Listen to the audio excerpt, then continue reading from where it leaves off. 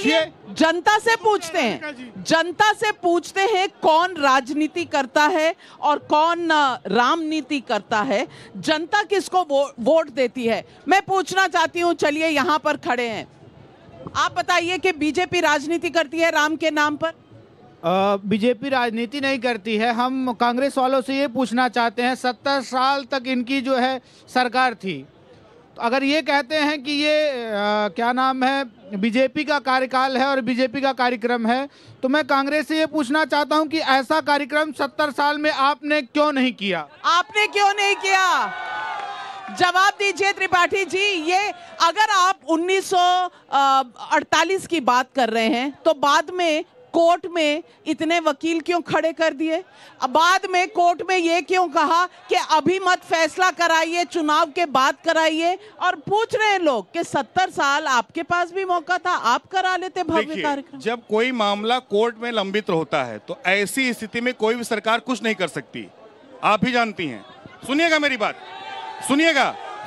सरकार कुछ नहीं सकती। रही बात, सरकार कुछ नहीं कर सकती, मामला कोर्ट में। क्यों नहीं मैम, 2019 चुनाव के पहले कपिल सिब्बल ने जाके हलफनामा सुप्रीम कोर्ट में दिया था। ये सब लोग जानते हैं कि रामलला की सुनवाई को अभी जो है लंगरहान किया जाए कि जिसका प्रभाव चुनाव पे पड़ेगा। और अगर अभी हमारे साथी ने बताया कि राजीव गांधी जी ने ताला खुलवाया, तो अयोध्या क्या छूत थी कि राजीव गांधी अयोध्या तक नहीं आए? उनको भी तो अयोध्या आना चाहिए। राजीव गांधी अगर ताला आपने खुलवाया है तो आपको आना चाहिए। और अयोध्या का विकास का ठेका मोदी जी ने नहीं ले रखा था, विकास तो आप भी करा सकते थे मान्यवर। और आज जब अवध की धरती पे भव्य रामलला का प्राण प्रतिष्ठा का प्रोग्राम हो रहा है, तो आप अस्त में हड्डियां डालने का काम कर रहे हैं यज्ञ में, और कुछ नहीं कर रहे हैं। जनता समझ चुकी है, अब की बार 400 पार। अब सुनिएगा हर्षवर्धन त्रिपाठी जी, जनता जो है, पब्लिक जो है, ये सब जानती है, लेकिन फिर भी सफाई दी जा रही है कि बीजेपी ने राजनीति की। आप क्या जवाब देंगे?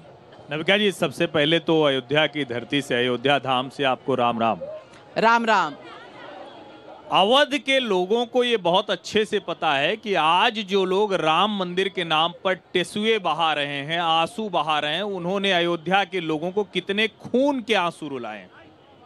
इस धरती के लोगों को पीएसी के बूटों तले रौंद दिया गया। इस धरती के लोगों को विकास से वंचित कर दिया गया। अयोध्या को एक सांप्रदायिक नगरी में तब्दील कर दिया गया। जिस अयोध्या में राम के समय दुनिया का श्रेष्ठतम, दुनिया का सर्वोच्च, सबसे संसाधन युक्त जो नगरी थी, उसको पीड़ा में डाल दिया गया, उसको कुंठा में डाल दिया गया, उसको ग्रसित कर दिया गया, उस वजह से जिसकी वजह से आज हम यहाँ ये भव्यता देख रहे हैं। यानी राम के नाम को बदनाम करने के लिए स्वतंत्रता के बाद से, और मैं तो बड़ा आश्चर्यचकित हूं, ये मित्र हैं, पता नहीं कहां से इतिहास इन्होंने पढ़ा। जब रामलला की मूर्तियां प्रकट हो गई तो केरल के मलयाली आईसीएस ऑफिसर के नायर, उनको जवाहरलाल नेहरू जी ने दबाव डाला कि ये होना नहीं चाहिए, वहां पूजा नहीं होनी चाहिए। लेकिन के नायर ने कहा वहां राम प्रकट हुए हैं, और वो एक मुस्लिम सिपाही बरकत अली ने देखा।